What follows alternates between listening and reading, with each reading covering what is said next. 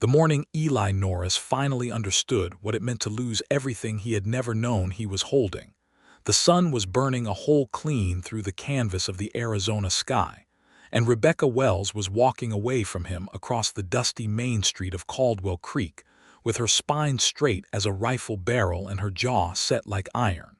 She did not look back. That was the part that nearly broke him in two.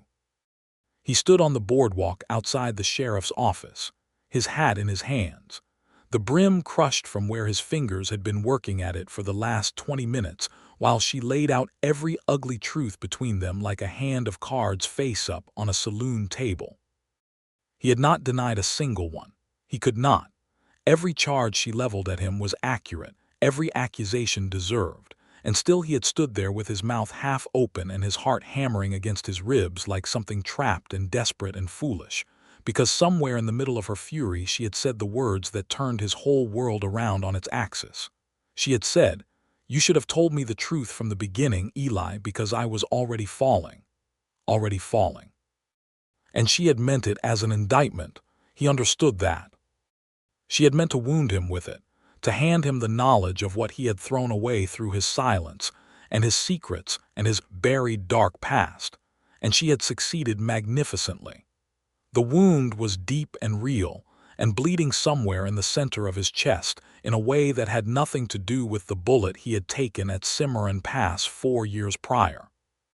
But he had caught the word falling, and he had held on to it the way a drowning man holds a rope. And now he was standing in the blistering July heat of 1878 watching her walk away, and trying to remember how it had all begun. Because the beginning, he thought, was the only place left where there was still something clean between them. The beginning was a Sunday. It was the third Sunday of April, 1878, 6 weeks before the confrontation that left him hollow on the boardwalk, and Caldwell Creek was the kind of town that still believed Sundays meant something.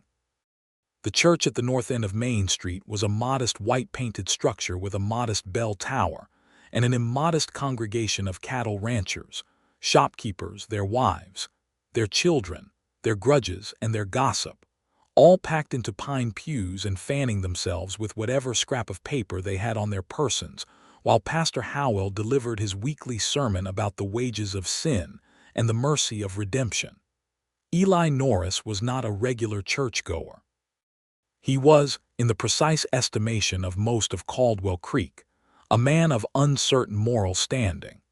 He had ridden into town 11 months prior aboard a dust-covered roan horse with a deputy marshal's badge pinned to his coat and a letter of introduction from the territorial governor, and he had proceeded to spend those 11 months being precisely as useful and precisely as mysterious as the situation seemed to demand.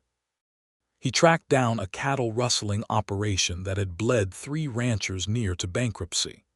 He found a missing girl who had wandered off into the Mesa country and been taken in by a traveling family headed for California, and he brought her back safely.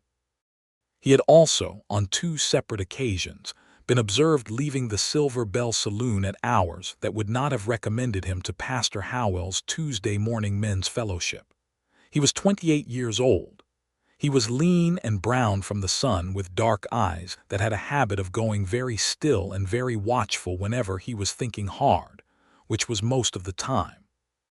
He had a scar along the left side of his jaw from a knife fight he did not discuss, and a reputation for being fair, which in the territory of Arizona in 1878 was worth considerably more than a reputation for being gentle.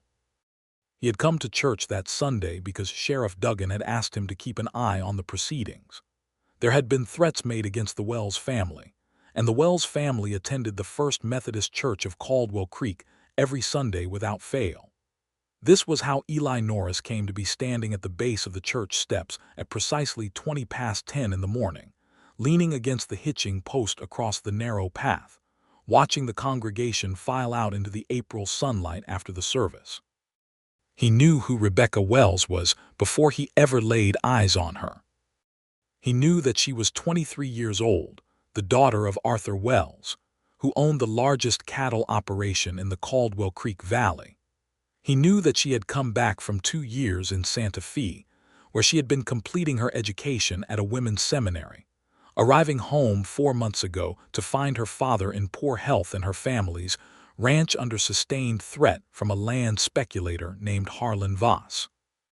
He knew she was unmarried, educated, and by all accounts possessed of a formidably independent temperament that had made her something of a polarizing figure in a town that was not entirely comfortable with women who expressed opinions about things like property rights and territorial governance. What he had not been prepared for was the fact that she was breathtaking.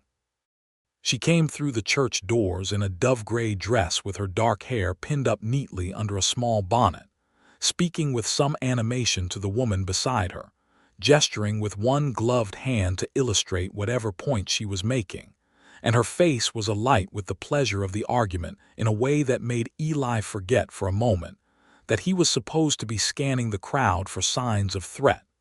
He recollected himself. He straightened up from the hitching post and resumed his professional survey of the dispersing congregation.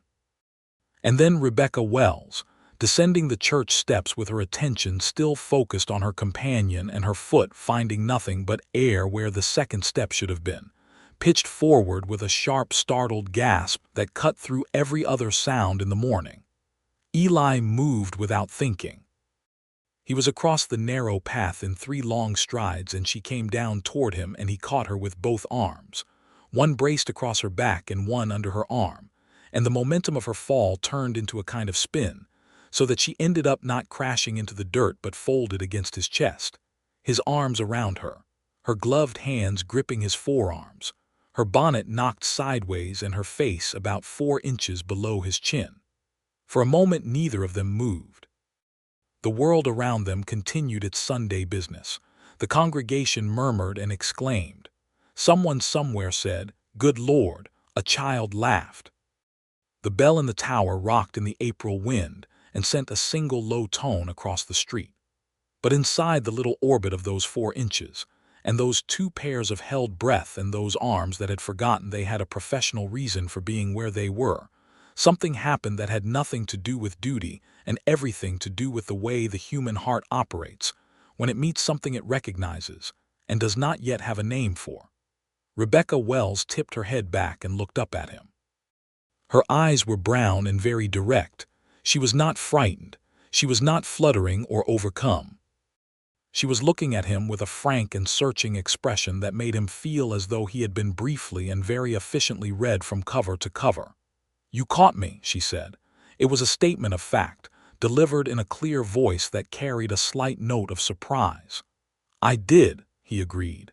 And then he did not let go. He held on for exactly 3 seconds longer than the situation required. He was aware of it.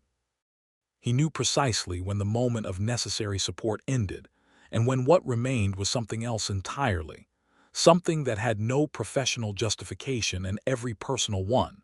And he held on anyway, because she had looked at him like that, and because her hands were still on his forearms, and because some part of him that had been locked away for a long time recognized those 3 extra seconds as an event he was going to remember for the rest of his life.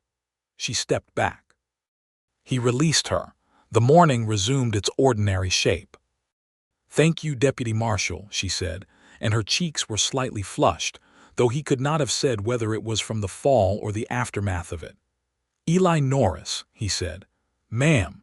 "Rebecca Wells," she replied, and something moved at the corner of her mouth that was not quite a smile but was closely related to one. Her father, Arthur Wells, was at her elbow then, a tall man gone gray and drawn thin by whatever illness had been working at him since winter, and he was gripping Eli's hand and thanking him with genuine warmth. And behind him, the congregation closed in with their concern and their questions, and the moment dissolved into the ordinary fabric of a Sunday morning in Caldwell Creek. But Eli Norris walked back to his position at the hitching post and stood there for the rest of the hour with the memory of those 3 extra seconds printed on the inside of his chest like something branded. And he knew, with the absolute certainty of a man who has learned not to lie to himself about important things, that he was in serious trouble. The threats against the Wells family were the work of Harlan Voss. Eli had known this for 3 weeks before that Sunday, and he had been building a careful, methodical case. Because in 1878, the territorial justice system required evidence and patience, and a great deal of both if you wanted something to stick against a man with money and connections. Voss was 40 years old, had arrived in the Caldwell Creek Valley 18 months prior with capital from back east, and a plan to consolidate the grazing land along Bitter Creek into a single massive operation that he intended to supply to the railroad companies who were pushing westward through Arizona. The Wells Ranch sat directly in the path of that ambition. Arthur Wells had refused to sell. The threats had begun as rumors, then escalated to vandalism, then to the poisoning of 2 water holes on the southwestern pasture that had killed 14 head of cattle last November. Eli had been brought in by the territorial governor on the recommendation of a judge in Tucson who had heard about his work in Cimarron Pass, and he had been working quietly ever since, moving through the edges of things, gathering testimony, documenting damages, following the threads that connected Voss's hired men to the acts of sabotage. It was careful, necessary work, and it required that Eli maintain a certain distance from the Wells family. He could not be seen as allied with them. He needed to be perceived as a neutral instrument of territorial law, or Voss would find ways to complicate the case he was building. This was the logic that had governed his conduct for 11 months. This was the logic that became considerably harder to maintain after a Sunday in April, when he spent 3 unnecessary seconds with his arms around a woman whose eyes were the color of dark amber, and who looked at him as though she was reading a book she had not expected to find interesting. He saw her again 4 days later. He was in the office of the Caldwell Creek Courier, the town's twice-weekly newspaper, reviewing some land record documents that the editor, a retired lawyer named Pemberton, had agreed to let him use the premises to study, when the door opened and Rebecca Wells came in with a leather satchel over her arm and a sheaf of papers in her hand, and a look of absolute purpose on her face that suggested she had an appointment and intended to keep it. She stopped when she saw him. He stood up because that was how he had been raised, and because it seemed important. "Deputy Marshal Norris," she said, and she did not look entirely displeased to find him there, which he noted with a precision that was, he recognized, not professional. "Miss Wells," he said, "I was just using Mr. Pemberton's table. I'll be out of your way."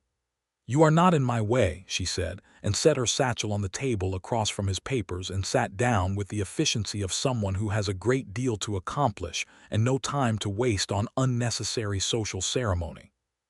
He sat back down. Pemberton emerged from the back of the office, greeted Rebecca with genuine warmth, took her papers, and disappeared again into whatever complicated mechanical business occupied the back half of a newspaper office, leaving Eli and Rebecca Wells alone at opposite ends of a table covered in land records and back issues of the Courier. The silence lasted about 90 seconds. "Are you reading about the land grabs?" she asked, without looking up from the document she was studying. He looked at her. "I'm looking at some survey records. They overlap," she said, and pushed a folded copy of the Courier across the table toward him without ceremony. "Page 3. Pemberton published a summary of all the land transactions in the valley for the past 2 years. Someone did the work of cross-referencing them with the original survey maps from the Territorial Land Office." He picked up the paper and read. The cross-reference was thorough, well-organized, and revealed 3 instances in which land had changed hands under circumstances that were, at a minimum, suspicious, and at a maximum, the kind of thing that a territorial judge would find very interesting. He looked up at her. "Who did this analysis?" She met his eyes directly. "I did." He held her gaze for a moment. "This is good work, Miss Wells." Something in her expression shifted. Not softened exactly, but opened slightly, like a door that had been expecting a different kind of knock. "My father built that ranch over 30 years," she said. I am not going to let someone take it because I did not pay sufficient attention to the paperwork." There was something in the way she said it, in the absolute steadiness of her voice, and the clear, undefended quality of her love for her father and his land, that hit Eli somewhere in the vicinity of that already complicated place in his chest. "I would like to make a copy of this analysis, if you'll permit it," he said. "I brought it for exactly that purpose," she said. They worked in parallel for the next 2 hours, at opposite ends of Pemberton's table, and it was the most companionable 2 hours Eli could remember spending in a very long time, because she was not making conversation for the sake of it. She was simply present and occupied, and occasionally she would make a sound under her breath that indicated she had found something in the documents she was reading, and once she said, without preamble, "There is a note in the margin of the November survey that changes the line by about 40 yards. Would that matter to you?" And he said it might matter very much, and she slid the document across to him without ceremony. When she stood to leave, gathering her satchel and pushing the chair back with a quiet efficiency, she paused and looked at him for a moment with that reading a book expression. "Are you making progress?" she asked. He considered the answer carefully. "Yes," he said, "but it requires patience." "My father is running out of patience," she said, and it was not a criticism, not exactly. It was a truth stated plainly by someone who dealt in plain truths. "I know," he said. "I am sorry for that." She looked at him for another moment, then nodded once precisely and walked out. He sat with the door swinging shut behind her, and the memory of that nod, which had contained, he thought, more information than most people conveyed in entire conversations, and he thought about the logic that required him to maintain a professional distance, and he thought about 3 extra seconds on a Sunday morning, and he thought that he was in considerably more trouble than he had initially assessed. The weeks that followed had a shape to them that Eli recognized only in retrospect. At the time they felt like the natural texture of the territory, the daily commerce of a man doing his job in a complicated landscape. He continued his investigation. He visited the Wells Ranch twice on official business, to interview Arthur Wells and the ranch foreman, a weathered Texan named Claude Briggs, about the specific incidents of sabotage. Rebecca was present during both visits, quiet in the background with that leather satchel always nearby, and she participated when she had something useful to offer, which was more often than either interview required. He encountered her at the Mercantile one Wednesday morning and spent 15 minutes discussing the relative merits of 2 different survey maps of the valley, while Mrs. Hartley, the proprietress, watched them with unconcealed interest. He saw her at the church social on the 2nd Friday of May, presiding over the refreshments table with a calm authority that cleared a path through the chaos of children and cowhands with the ease of a woman who has never doubted her right to take up space in any room she enters. They spoke for 20 minutes about the history of the valley, about the Apache and the Tohono O'odham people who had lived in this desert country for centuries before the cattle ranchers arrived. And Rebecca talked about this history, not with the comfortable distance of someone relating a story that does not concern her, but with the considered weight of a person who understands that the land she loves has other, older claims upon it that deserve to be reckoned with. He found this complicated and important and entirely consistent with everything else he had come to understand about her. He was, by the middle of May, deeply and comprehensively in love with Rebecca Wells, and he had not told her a single word about the dark past he carried in his coat pocket the way other men carried a watch, something he was aware of at all times, something that marked the hours of him, something that would, if he were honest, complicate or ruin everything. The dark past was this. 4 years ago, before he became a deputy marshal, before Cimarron Pass, before the life he was currently living, Eli Norris had worked for a man named Cutter. Not as an enforcer, not as a hired gun, but close enough that the distinction was the kind that only mattered if you were the one trying to draw it. He had been 24 years old and desperate in the particular way that a young man from a poor family in a hard territory gets desperate when the legal options have run out, and someone is offering good wages for work that is not quite legal but does not, at first glance, seem terrible. He had spent 8 months working for Cutter, who ran a land acquisition operation in New Mexico territory. He had delivered messages and kept the peace and done things in the gray margin between coercion and outright force, and when he finally understood what the full operation looked like from the outside, what it looked like to the families being squeezed off their land, he had walked out. He had spent the next 6 months helping a territorial marshal named Haynes build the case against Cutter, had testified against him, and Cutter had gone to prison in 1875. The problem was that Harlan Voss, the man currently threatening the Wells family and the man against whom Eli was building a case in 1878, had once been a business associate of Cutter's. Not a close associate, not as far as Eli could establish, a criminal one. They had shared legal business interests briefly in the early 1870s. But there was a connection, and if that connection became known, and if someone with an interest in undermining Eli's investigation chose to frame the story as a man with a criminal past pursuing a personal vendetta against a successful businessman, the case against Voss could collapse. There was one additional complication.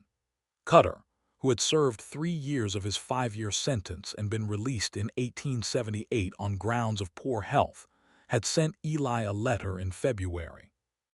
The letter had arrived addressed to his name care of the territorial governor's office in Tucson, and it was brief, and its message was unambiguous.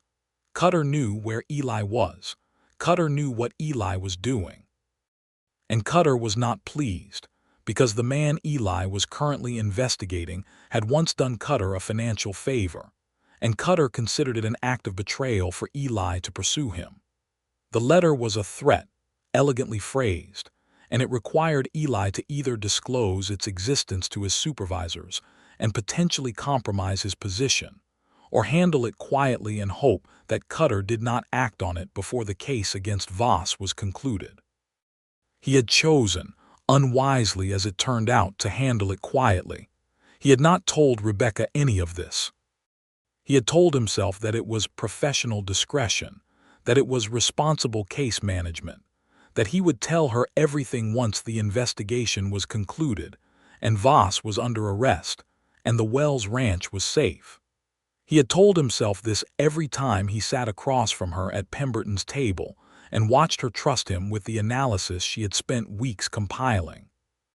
He had told himself this every time her father shook his hand with the warmth of a man who believes he is being protected by someone who owes him nothing but the honest performance of a public duty.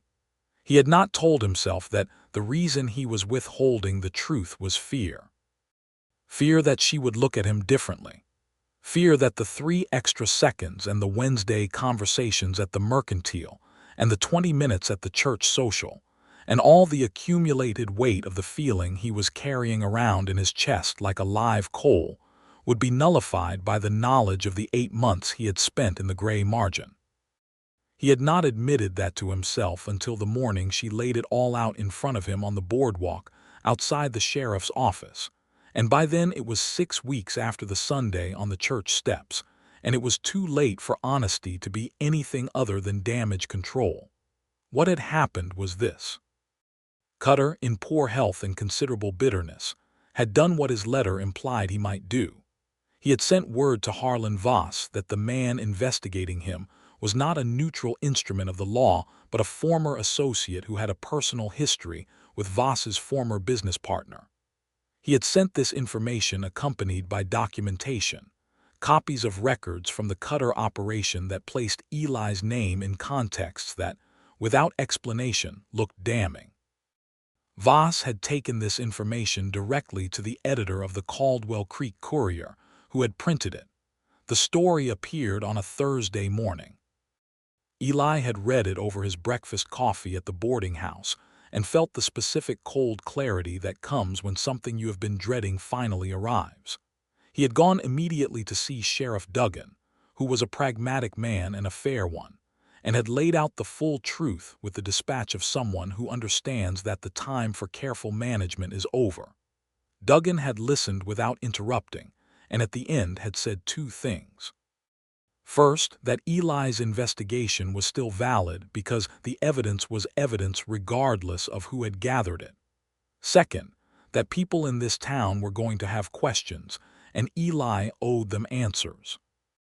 The second thing Duggan said was that Rebecca Wells had been in the office at 7 that morning asking for him. Eli had walked from the sheriff's office to the Wells family house at the east end of town and found Rebecca on the porch with the newspaper in her hand and an expression on her face that was not anger, exactly, though anger was certainly present. It was something more complicated than anger. It was the specific expression of someone who has been trusting a person and has just found a reason to interrogate that trust, and who is doing so with all the rigor and honesty she brings to everything. He had told her everything. Standing on her porch in the morning sun with her father sitting just inside the open window and the birds going about their business in the cottonwood tree in the yard, he had told her about Cutter and the 8 months, and the testimony and Voss's connection, and the letter in February, and the choice he had made to handle it quietly, and the reason for that choice, which was fear, and which he named as such because, by that point, the only thing left to him was the truth stated plainly. She had listened without interrupting, the way she did everything, with complete focused attention. When he finished, she had stood very still for a long moment. Then she had said, quietly and precisely, everything that needed to be said. That the work he had done for Cutter, even in ignorance of the full scope of it, was a wrong thing. That the testimony against Cutter was a right thing. That the choice to hide his past from the people he was supposed to be protecting was a betrayal, not a tactical decision.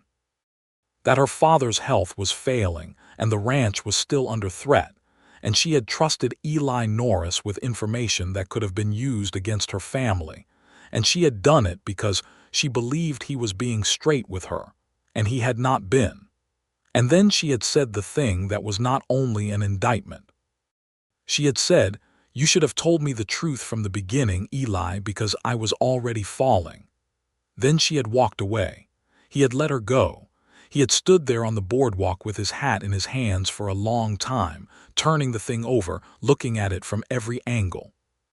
He was a man who dealt in evidence and logic and the careful construction of provable cases, and he applied all of those faculties to the question in front of him now, which was not the Voss investigation, though that was still ongoing and still mattered. The question was whether what Rebecca Wells had just said to him was a door or a wall. She had said she was already falling. Past tense. Already. As in, the falling had been in progress before the betrayal was revealed. As in, whatever she had been building toward him had been real and was now in jeopardy, not because it had never existed, but because it existed and had been injured. A wall did not hurt. What she had described was a wound, and wounds, Eli knew from considerable experience, were signs of something that had been alive. He put his hat on his head. He went back to the sheriff's office and spent the next 4 hours going over every piece of evidence in the Voss case with Duggan and the territorial attorney, who had ridden over from Tucson upon hearing the news of the Courier story. The evidence held. The testimony of the ranch workers and the land record analysis, and the documented waterhole poisonings, and the survey discrepancies that Rebecca had found in Pemberton's back issues constituted a solid case. The territorial attorney said he could bring it before a judge in Tucson within the month. Eli told him he needed 2 weeks to gather 3 more pieces of corroborating evidence that would make the case airtight. The attorney agreed. Then Eli went to find Rebecca's father. Arthur Wells was in his chair by the window where he spent most of his days now, a blanket over his legs despite the May warmth, because the illness had taken something from his ability to regulate his own temperature. He was a man who had clearly been powerfully built in his youth and still carried the architecture of that power in his shoulders and hands, though the illness had stripped the flesh from it. His eyes were sharp and dark like his daughter's. Eli sat down across from him and said, directly and without preamble, everything he had already told Rebecca, because Arthur Wells deserved the same truth, and because there was no version of this that worked if he was only honest with some of the people he had wronged. Arthur listened with the same focused silence as his daughter. When Eli finished, Arthur was quiet for a moment. Then he said, "My daughter is not wrong." "No, sir," Eli said. "You should have told us from the beginning." "Yes, sir." Another silence. "The work you have done for this ranch and this family," Arthur said slowly, "is not undone by this. I can see that clearly enough. A man who wanted to harm us would not have spent 11 months doing what you have done." He paused. "But the question of what you withheld and why you withheld it is a question only Rebecca can answer for herself." "I understand that," Eli said. "She is not an easy woman to know," Arthur said, and there was a father's particular combination of pride and affection and rueful humor in it. "She has not been easy to know since she was about 7 years old. But I have found it worth the effort."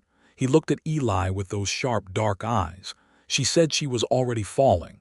Eli said nothing because there was nothing to say to that. "She did not say that to wound you," Arthur said quietly. "She said it because she is honest, and she is honest even when it costs her something." He shifted in his chair and picked up the glass of water on the table beside him. "Give her some time. Then stop giving her time and go and be honest with her about what you just told me." "What part of it?" Eli asked. Arthur looked at him with an expression that was both patient and slightly exasperated. "The part about why you were afraid to tell her," he said. "The part that had nothing to do with the case." Eli rode out of Caldwell Creek that afternoon on the roan horse and spent 3 days working the last pieces of the Voss investigation. He rode to 3 separate ranches to gather signed affidavits from hands who had witnessed Voss's men near the Wells water holes in October. He rode to the land office in a town 40 miles east and obtained certified copies of the original survey maps that confirmed the boundary discrepancy Rebecca had found. He put together a package of evidence that the territorial attorney said, when he received it, was the cleanest piece of investigative work he had seen in a decade. On the morning of the 4th day, the sheriff's office received word that Harlan Voss had been arrested at his ranch by a deputy marshal from Tucson and was being held for the territorial judge's court. The charges included criminal conspiracy, destruction of property, and attempted fraud in the matter of the land surveys. Eli received this news while sitting on the steps of the boarding house in the early morning, drinking coffee, and he sat with it for a while in the way you sit with the resolution of something that has cost you a great deal. There was satisfaction in it. There was the particular quiet of work completed. There was also the fact that the resolution of the investigation did not resolve anything else. He went to the Wells ranch. Rebecca was in the kitchen garden at the back of the house, kneeling in the dirt between 2 rows of kitchen herbs with her gloves on and her sleeves rolled up, and her hair pinned loosely at the back of her neck with several pieces of it escaping down over her collar. She looked up when she heard him, and for a moment her expression was a careful neutral. He stopped a few feet from the garden fence and held his hat in both hands, because that was apparently what he did when he was about to say something that mattered. "Voss was arrested this morning," he said. She sat back on her heels. "I heard a pause. Is the evidence sufficient?" "The attorney believes so. I believe so." She nodded once. She looked at the herb she had been tending and then looked back at him. "I came to tell you something," he said. "That is separate from the case and separate from all of it." She waited. He said, "The reason I did not tell you about Cutter and the rest of it was not because I was protecting the investigation. Not primarily. I told myself that was the reason, and it was not." He kept his eyes on hers because she deserved that. "I did not tell you because I was afraid that if you knew the full shape of where I had been, you would not look at me the way you were looking at me, and I did not want to lose that." He stopped. "That was selfish. It was the wrong choice and it caused harm, and I am sorry for it. Not sorry in the way a man is sorry when he gets caught. Sorry in the way a man is sorry when he understands he was a coward about something important. The garden was quiet. Somewhere out in the pasture behind the house a horse made a sound, and the cottonwood in the yard moved in the wind. Rebecca looked at him for a long time. "The looking at you," she said eventually, with great precision. "You did not want to lose that." "No," he said, "I did not." She stood up, pulling off her garden gloves with the brisk efficiency he had come to associate with her when she was making a decision. She dropped the gloves over the fence post and walked to the gate and opened it and came out of the garden, and she stopped in front of him with about 2 feet of dusty Arizona afternoon between them. "You are going to have to decide," she said, "whether you are going to keep treating me like something fragile that needs to be protected from the truth of things, or whether you are going to treat me like someone you can be honest with even when it is uncomfortable." She held his gaze. "Because I can manage uncomfortable truths, Eli, I cannot manage being handled." "I know that," he said. "I understand that now." "Do you?" she asked, and it was not aggressive, it was genuine. She was actually asking. "Yes," he said. "I knew it before. I was afraid of it anyway. That is not the same as not knowing." Something shifted in her expression, just slightly. The careful neutral gave way around the edges. "The falling," she said. "What I told you outside the sheriff's office." "I know what you meant by it," he said quietly. "I know you do," she said.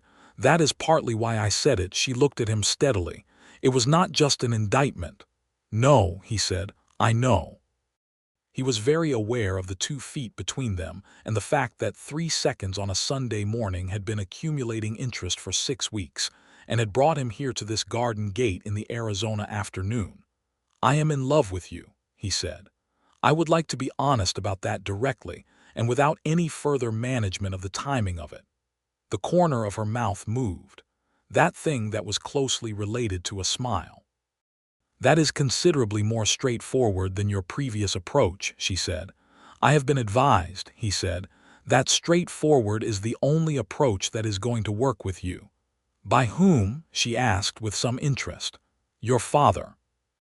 She made a sound that was, unmistakably, a laugh. Brief and genuine and startling as a bird flushing from cover, and it did something to his chest that he felt as a physical event. "Of course he did," she said, and shook her head slightly. And then she looked at him with all the directness she possessed, which was considerable, and said, "I am in love with you also. I have been since approximately the Wednesday at Pemberton's when you asked to copy my analysis, and said it was good work without condescending to make it a compliment about my gender." He blinked. "That is a very specific moment," he said. "I am a specific person," she said. 2 feet became 1 foot because she had stepped toward him, and then she held out her hand, not in the manner of a social formality, but in the way you offer your hand to someone when you are proposing an honest agreement between equals, and he took it, and her grip was firm and warm and entirely Rebecca Wells. "There will need to be honesty," she said, "from both of us." "Agreed," he said, "and you will need to stop protecting me from things I am capable of handling." "I will make every effort," he said, and she heard the genuine intention in it and apparently found it sufficient, because she did not let go of his hand. The summer that followed was the kind of summer that stays with a person for the rest of their life, not because of any single dramatic event, but because of the texture of it, the daily accumulation of two people, discovering the specific and wonderful difficulty of another person they have chosen to know completely. They walked together in the evenings along the creek at the edge of the Wells property, when the heat of the day had broken, and the cottonwoods were gold in the horizontal light. He told her about his family in Texas, his father who had worked the cattle drives in the 1860s before the war took what was left of his health, his mother who had taught him to read from the Bible because it was the only book they owned. She told him about Santa Fe, about the 2 years of education that had been her father's gift to her, and that she had used more fiercely than he had perhaps anticipated, about the women she had met there who were building careers in law and journalism and medicine in the face of a century that was only reluctantly making room for them. He told her about Cimarron Pass. Not all of it, but the true parts, the parts that had left the scar along his jaw and the deeper scar below the surface of things, the parts he had not told anyone because there had not been anyone to tell. She listened the way she listened to everything completely, and when he finished she said nothing for a moment, and then she said, "You were trying to do a right thing and it went wrong and you lived with it. That is the human experience. Most people would not phrase it so simply," he said. "Most people are not paying attention," she said. He laughed.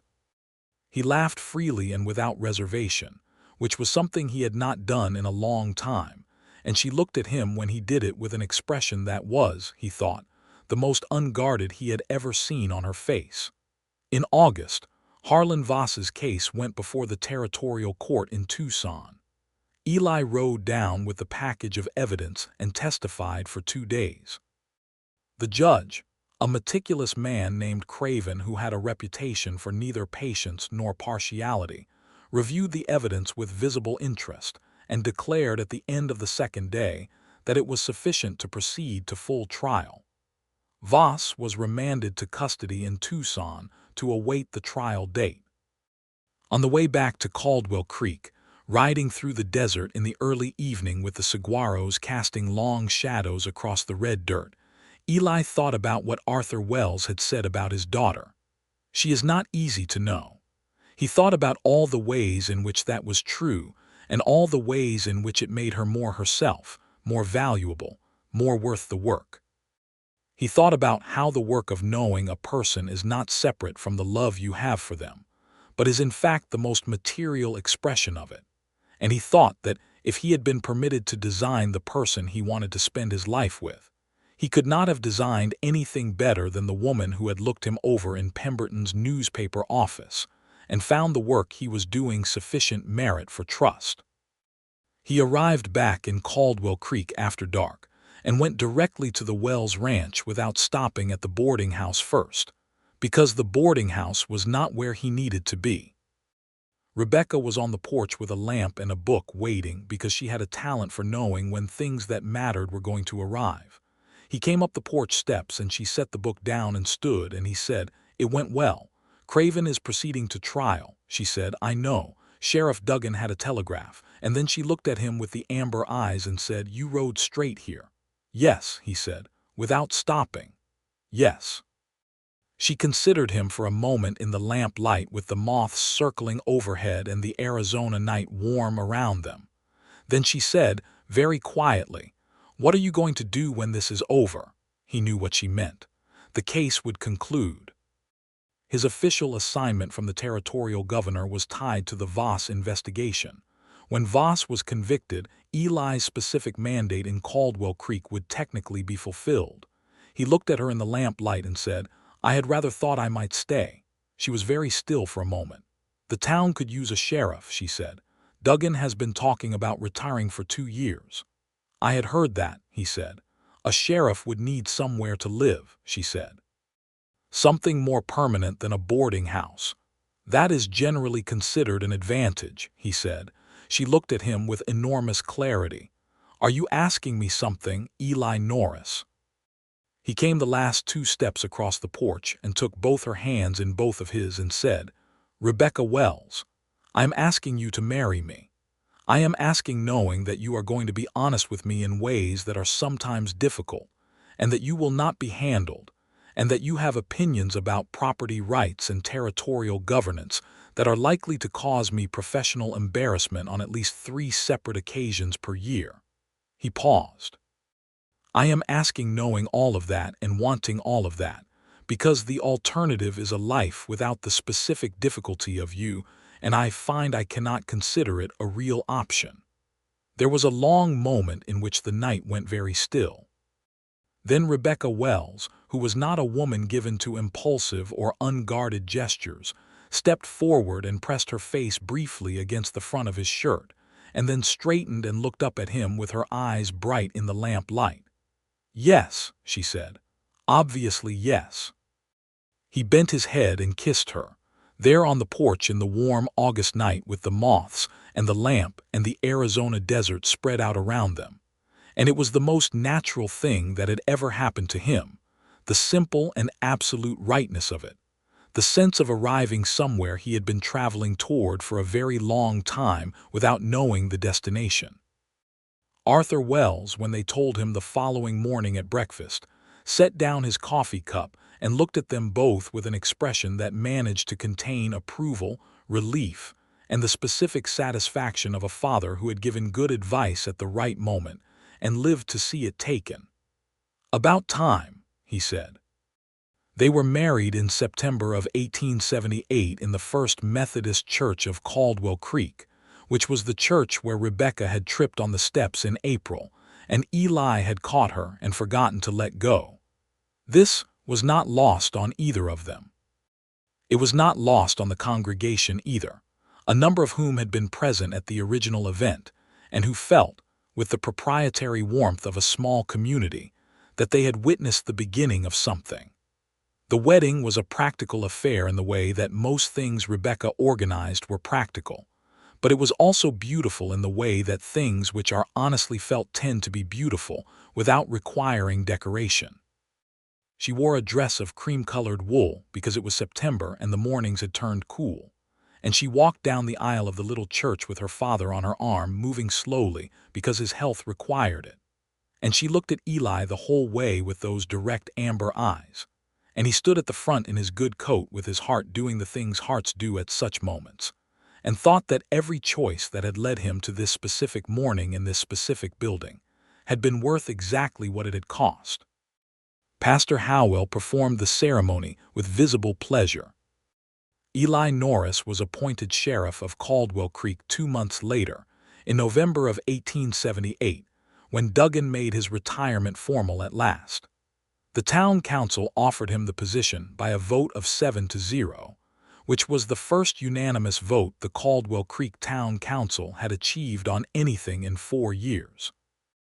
Rebecca continued her work on what she had come to call the Valley Land Records Project, a systematic documentation of every land transaction in the region going back 30 years, which she was compiling in cooperation with Pemberton at the Courier into a public record that could not be manipulated the way the individual documents had been. It was painstaking and important work, and she pursued it with the focused intensity that characterized everything she did, and it became, over the following years, one of the most comprehensive land history records in Arizona Territory. Voss's trial concluded in December of 1878 with a conviction on 3 of the 5 charges. He was sentenced to 5 years in the territorial prison. It was less than Eli had hoped for and more than Voss had expected, and the judge's ruling included language that specifically addressed the use of economic coercion against established landholders that became, Pemberton told them, the most reprinted piece of territorial legal writing from that year. The Wells Ranch survived. Arthur Wells, whose illness had been a slow and relentless diminishing, died in the spring of 1879, on a morning in March when the desert was beginning its brief and brilliant bloom.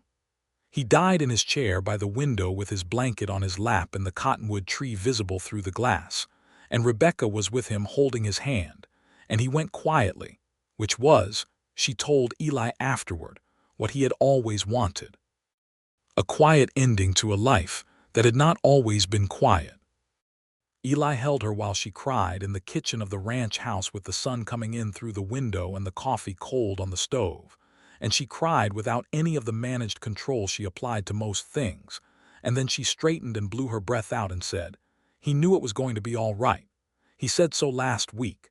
He said he was leaving it in capable hands." "He was right," Eli said. "Yes," she said, and squared her shoulders and went to go and make the arrangements because she was who she was. She inherited the ranch, as Arthur had always planned.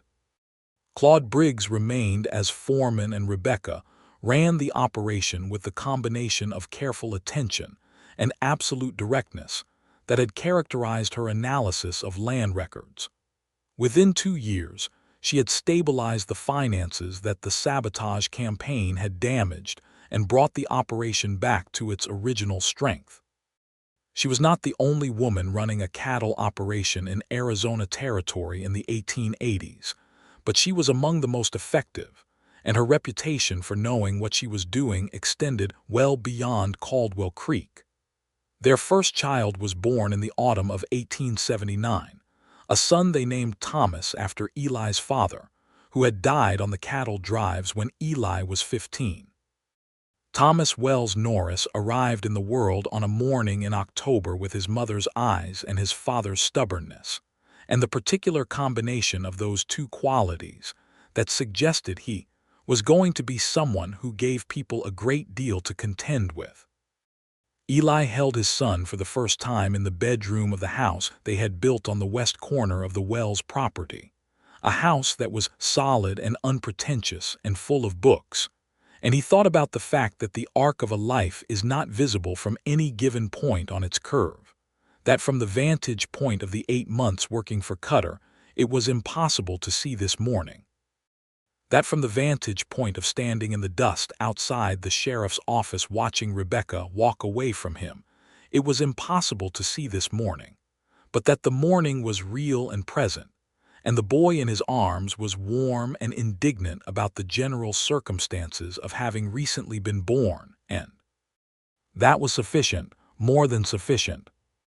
In 1880, the territorial governor visited Caldwell Creek as part of a tour of the Eastern Valley towns, and he had dinner at the Norris house, which was the house on the Wells property where Rebecca served a meal, and managed a conversation with 3 separate officials and a newspaper correspondent that left all of them substantially better informed about the state of land rights in the valley, and slightly off balance in the specific way that people who have been educated without realizing they were being educated often feel.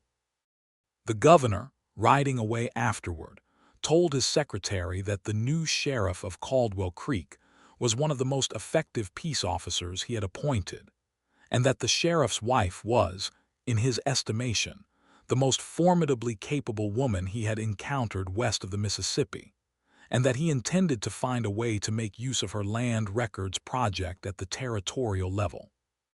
He did, in fact, commission a formal extension of the project the following year, which kept Rebecca very busy and very satisfied for the better part of 18 months. Cutter, the man who had started all of it by sending that letter to Voss, died in a territorial hospital in 1881, of the poor health that had been cited in his early release. Eli received notification of it from a marshal in New Mexico who had worked the original case, and he told Rebecca over breakfast, and she looked at him over her coffee cup and said, "Is there anything you feel about that?" He thought about it honestly, which was the only way he ever thought about anything in her presence. "Not grief," he said. He made the choices he made. Some relief, perhaps, that the last thread of that chapter is closed. He paused. And the recognition that whatever I was at 24, I am not any more, and the distance between those two things is the most important distance I have ever traveled. She reached across the table and put her hand over his. "It is," she said. "I can see both ends of it, and the distance is very great." Thomas, at 2 years old, chose this moment to throw his spoon across the kitchen with the unerring aim of a child who has been paying close attention to the physics of projectile motion, and the moment dissolved into the ordinary joyful chaos of a morning in a house where people were alive and occupied and thoroughly engaged in the business of each other. In the spring of 1882, Rebecca discovered she was expecting again, and this time it was twin girls, which neither of them had anticipated and which produced in Eli a species of delighted bewilderment that Rebecca found enormously entertaining. The girls arrived in August, 2 weeks early and absolutely unconcerned about the disruption, and they named them Clara and Josephine, after Rebecca's mother who had died when Rebecca was 12, and after a schoolteacher in Santa Fe who had been the first person to tell Rebecca that her intelligence was an asset and not an inconvenience. Clara was quieter, watchful, with Eli's dark, still eyes.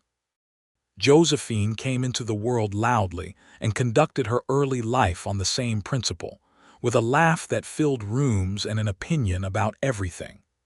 Thomas regarded his sisters with the tolerant authority of an older sibling and was, despite predictions, gentle with them from the beginning. Eli, who had spent most of his adult life as a solitary and self-contained person, accustomed to the clean lines of a life without entanglement, found himself, in the evenings after the children were in bed, sitting on the porch of his house with his wife beside him in the warm dark, aware with a kind of incredulous gratitude that was not entirely comfortable and was entirely real, that this was the life he was living. That the house behind him was full of people he loved and who knew him completely and loved him anyway, known history and all.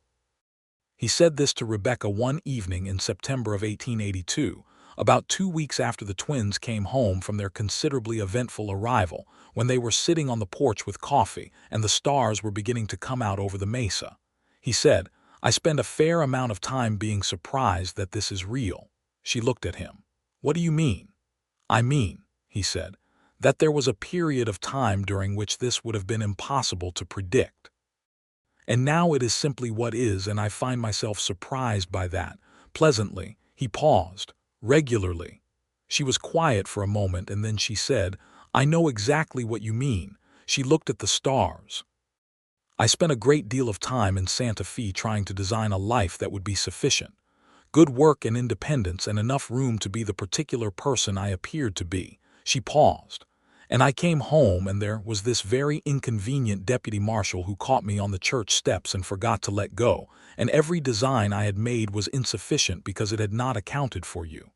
He looked at her in the starlight. She looked back. "I am glad," she said, "that I tripped." He laughed and she laughed, and somewhere in the house Thomas called out something in his sleep that required no action, but reminded them that the night contained other people, and that the night was finite and should not be wasted. He reached over and took her hand. She turned hers over and held his, and they sat like that until the coffee was cold and the stars were fully out, and the house behind them was quiet again, and the night was everything nights can be when you are somewhere you have chosen, and with someone you have chosen, and the choosing was right. The years that followed built on what had been established the way a house builds on a foundation.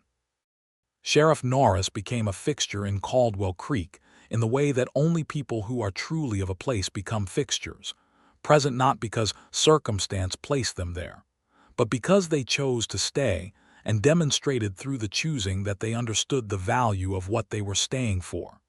He was fair and consistent and occasionally, when the situation required, formidable. The town did not have major trouble during his tenure, which is the best thing that can be said about a peace officer, and the small troubles that arose were handled with the combination of patience and directness that was his natural mode. Rebecca's land records project expanded into a formal archive that was housed, eventually, in a purpose-built room attached to the Caldwell Creek courthouse. Pemberton wrote a piece about it in 1883 that was picked up by newspapers in Tucson and Phoenix, and eventually reached the desk of the Territorial Land Commissioner, who invited Rebecca to present the methodology to a gathering of county recorders from across the territory. She went to Tucson for a week in the spring of 1883, leaving Eli with the children, and a list of instructions regarding the running of the household that he followed with only 3 significant failures, all of which he disclosed honestly upon her return. She laughed at 2 of the 3 and expressed moderate concern about the third, which involved Thomas and a horse, an offense that had needed replacing anyway. Thomas, by the time he was 4, had decided that he was going to be a rancher like his mother ran the ranch, not a peace officer like his father, and he pursued this ambition with a single-mindedness that reminded everyone who knew the Wells family of no one so much as Rebecca at the same age. Clara remained watchful and precise. By 6, she was reading everything she could reach and asking questions that required genuine thought to answer. Josephine was still loud and still full of laughter, and had developed, in addition to these qualities, a talent for horses that was evident from the time she could walk. The family grew into itself the way families do when they are rooted in honest soil, with the specific contradictions and particular negotiations of people who know each other well and are committed to the knowing. In 1884, Eli received a letter from a law office in Texas. His mother, who had been living with his sister's family outside San Antonio, had passed in January. The letter was formal and courteous, and conveyed the relevant information about property and arrangements. He read it at his desk in the sheriff's office, and then sat with it for a while in the way he had learned to sit with things, not avoiding them but not rushing them either. He brought it home and told Rebecca that evening after the children were in bed, and she held his hand and listened to him talk about his mother, about the woman she had been, the books and the practical faith and the absolute certainty with which she had always looked at the world, a certainty that had been, he recognized only now, the first model he had ever had of what it looked like to know your own mind. She would have liked you, he said. She would have liked you very much. I would have liked her, Rebecca said, and he believed it because she said things she meant. They named the child born in 1885 after her, Miriam Alice Norris, who arrived in the spring with Eli's dark eyes and who proved in her early weeks to be the most tranquil of the four children, lying in her cradle and regarding the world with an expression of serene assessment that made Josephine, who visited her new sister 17 times on the first day alone, say with great solemnity that the baby was thinking about something important. I believe you are right, Rebecca told Josephine, who was satisfied by this and went back to the horses. In the summer of 1885, Claude Briggs retired from the foreman position, citing 62 years of life and a knee that had been making his opinion known since the fall of 1876.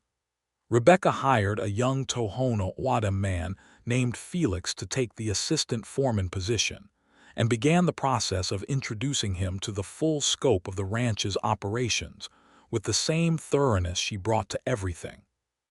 Felix was 22 and methodical, and had been recommended by a rancher south of Caldwell Creek, who called him the most reliable man he had ever worked with. Within 2 years, he was running significant portions of the operation independently, and within 4, he was the ranch's full partner in management. Rebecca made this decision openly and was aware that some in the valley had opinions about it.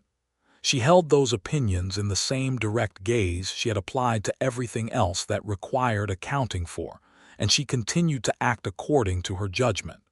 This was simply who she was. The 1880s moved through themselves the way decades do, with the texture of particular days and seasons and events that are not dramatic individually but constitute, in sum, a life of considerable substance. Eli turned 40 in 1890 and marked the occasion by going for a long ride alone on the roan horse's successor, a gray gelding that Thomas had helped him choose at a horse fair in Tucson the previous year, out along the Bitter Creek Road in the early morning before the family was awake.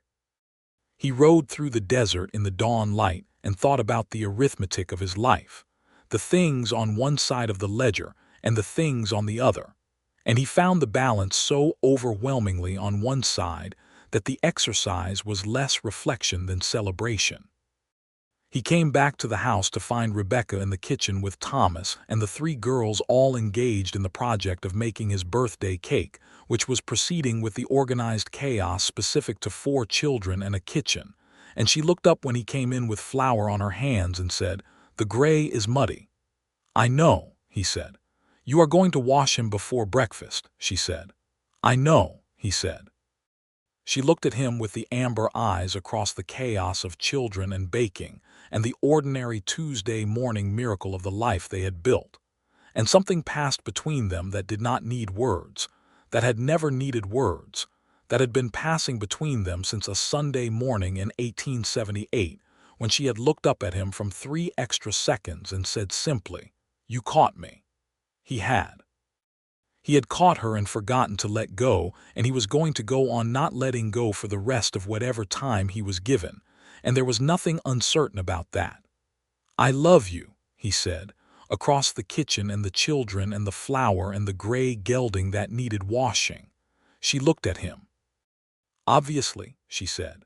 But she was smiling, and Thomas, who was 10 years old and old enough to find such things embarrassing, groaned and appealed to Josephine, who ignored him, and Clara looked up from the recipe she was consulting and made a note of something, and Miriam, who was 5 and had her grandmother's name and her father's still dark eyes, got down from her chair and came across the kitchen and reached up and held Eli's hand. He picked her up and held her, and she regarded the room from this elevated perspective, with the serene assessment that had been her characteristic from the first day.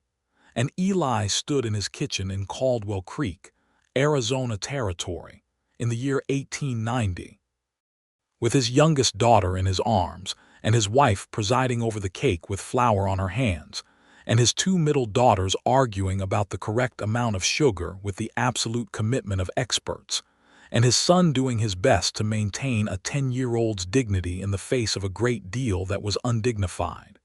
And he understood, as clearly as he had ever understood anything, that this was what the 3 extra seconds had been for. All the long, complicated road of it, the gray margin of the past and the patient, careful work of the investigation, and the wrong choice to conceal the truth, and the confrontation on the boardwalk, and the moment on the porch in August, and the wedding in September, and the 4 children, and the work that had mattered and the losses that had been borne, and all the ordinary daily unceremonious business of 2 people choosing each other over and over in the small and large moments that constitute a shared life. It had all been for this. The morning light came through the kitchen window and fell across the table and the flour and the children and Rebecca's dark hair, and Eli Norris, who had ridden into this valley on a roan horse with a secret in his coat pocket and a past he was afraid of, who had spent 3 unnecessary seconds with his arms around a woman on a church step, and had known then, with the absolute certainty of the irreversible, that something had begun, stood in his kitchen and felt the particular peace of a man who has arrived completely at the place he belongs. He had caught her. She had, in every sense that mattered, caught him back, and neither of them had ever let go. Outside, the Arizona morning continued its business. The gray gelding waited patiently by the water trough. Bitter Creek moved south through the cottonwoods. The mesa stood red and enormous against the blue sky that went up forever in the specific way it does in that country, as though the sky has made a serious commitment to being sky. The Wells Ranch extended across the valley floor in the October sun, the same land Arthur Wells had worked for 30 years and left in the capable hands he had promised it would be in, and it was whole and tended and alive. Thomas Norris grew up to run that ranch with the same single-minded competence his mother ran it, married a woman from a family in Tucson with whom he was comprehensively, practically, and lastingly in love, and brought 4 more Norrises into the world before the century turned. Clara Norris, who had been watchful and precise from her first days, went east to school in 1892 and became the kind of person her mother had met in Santa Fe, building a career in territory law that began with her father's case files and ended, much later, in decisions that mattered to a great many people she would never meet. Josephine Norris rode horses for a living, which was exactly what she had been going to do from the moment she could walk, and she was very good at it, and she was very happy, which was sufficient. Miriam Norris, who had her grandmother's name and her father's still dark eyes, and the particular combination of her parents' qualities that had produced in her a kind of quiet authority that rooms organized themselves around, grew up to be the person who finally completed and published the Land Records Archive that Rebecca had begun in 1878, bringing it forward through the end of the territorial period and into statehood, a document of such thoroughness and accuracy that it became, as Pemberton had always said it would, one of the foundational records of the state. Rebecca Wells Norris lived to be 74 years old. She was occupied until nearly the end, always with the leather satchel nearby, always with the direct amber eyes and the precise and honest tongue. She died in the house on the Wells property in the spring of 1929, in the room with the window that looked out onto the cottonwood tree, with her children and grandchildren around her and her husband's hand in hers. Eli Norris, who was 79 years old and had outlasted every expectation his early life had generated for him, held her hand and did not let go. He had not let go since a Sunday morning in 1878 when she came down toward him from the church steps, and he caught her and understood, in the 3 extra seconds before propriety required him to release her, that some things are held because they must be held, because the alternative is a life that is lighter but diminished, because the weight of what you love is not a burden but the truest evidence you have that you are alive and that your life has gone somewhere worth going. He had caught her. He had forgotten to let go. He never regretted it for a single day of his life. The church at the north end of Main Street was still standing in 1929. The steps had been repaired twice since 1878. The bell still rang on Sunday mornings across the town that had grown and changed and remained, in its essential character, the kind of place where a man could arrive on a dusty horse with a secret and a mission and stay to become something better than he had been. In Caldwell Creek in the spring, the desert bloomed in the way it does, briefly and brilliantly, as though the land is reminding you of what it holds in reserve all the rest of the year, the color and the extravagance of it hidden beneath the surface, waiting for the right conditions to come forward and astonish you. It was beautiful every time. It never stopped being beautiful.